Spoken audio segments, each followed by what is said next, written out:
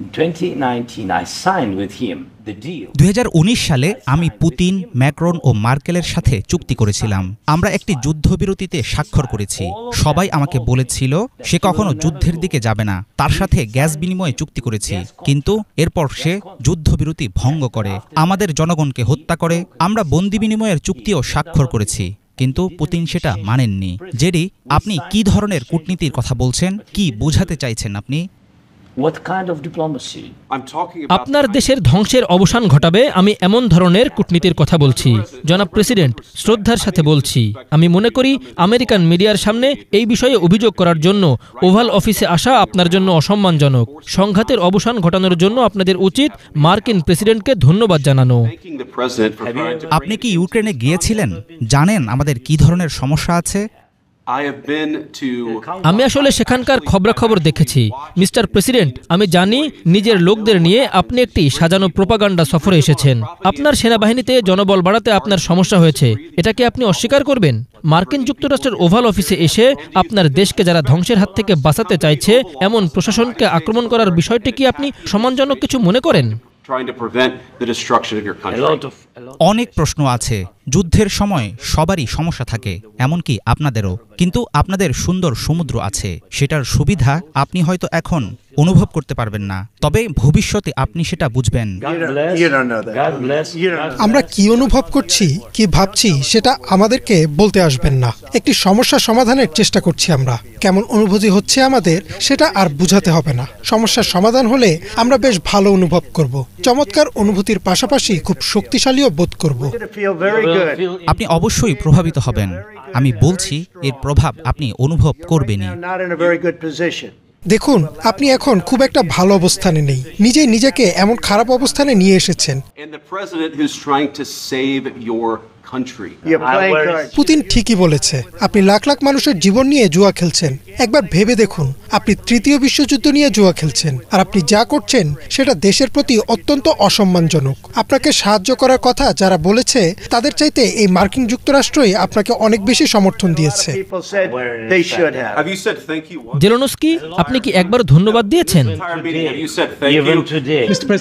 আমাদের দেশে শেষ পর্যন্ত আমরা শক্ত আছি। যুদ্ধের শুরু থেকেই আমরা একা ছিলাম এবং আমরা কৃতজ্ঞ।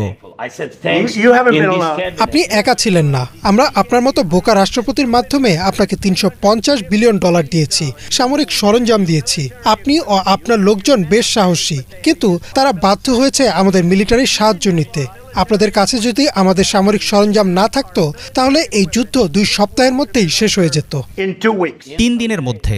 আমি পুতিনের কাছ থেকে এটা শুনেছি যে 3 দিনের মধ্যে যুদ্ধ শেষ হয়ে যেত। হয়তো আরো কম। এভাবে ব্যবসা করা খুব কঠিন হবে, আমি আপনাকে বলছি। অন্তত ধন্যবাদ বলো, যেভাবে যা আছে মেনে নাও। আমার মনে হয় আমেরিকান জনগণের উচিত কি ঘটছে সেটা দেখা। আমার মনে হয় এটা খুবই গুরুত্বপূর্ণ। এর জন্যই আমি এতদিন ধরে এটা চালিয়ে যাচ্ছি। আপনাদের তো কৃতজ্ঞ থাকতেই হবে, কারণ আপনাদের হাতে আর কোনো কার্ড নেই। আপনাদের পতন হচ্ছে সেখানে, আপনার লোকজন মারা যাচ্ছে, সৈন্য ফুরিয়ে আসছে, তারপরও আপনি আমাদের বলছেন আমি যুদ্ধবিরতি চাই না, আমি যুদ্ধবিরতি চাই না। দেখুন, আমি আপনাকে বলছি, যদি এখনই যুদ্ধবিরতি করতে পারেন সেটা গ্রহণ করুন, যাতে আর গুলি না ছুটে, আপনাদের মানুষজনকেও যাতে আর মরতে না হয়। আমি যুদ্ধবিরতি চাই, কারণ যুদ্ধবিরতি করতে চুক্তির চেয়ে কম সময় লাগে। অবশ্যই আমরা যুদ্ধ বন্ধ করতে চাই। আমি তো আপনাকে বলেছি নিরাপত্তার গ্যারান্টি লাগবে আমাদের। যুদ্ধবিরতি সম্পর্কে আমাদের জনগণকে জিজ্ঞাসা করুন, তারা কি মনে করে। আগের কথাবার্তা তো আমার সাথে ছিল না, সেটা ছিল বাইডেন নামে একজনের সাথে। তিনি মোটেও বুদ্ধিমান ব্যক্তি ছিলেন না, ওবামার সাথে ছিল। ওবামা আপনাকে চাদর দিয়েছিল আর আমি দিয়েছিলাম জ্যাভলিনসনের মতো অস্ত্র।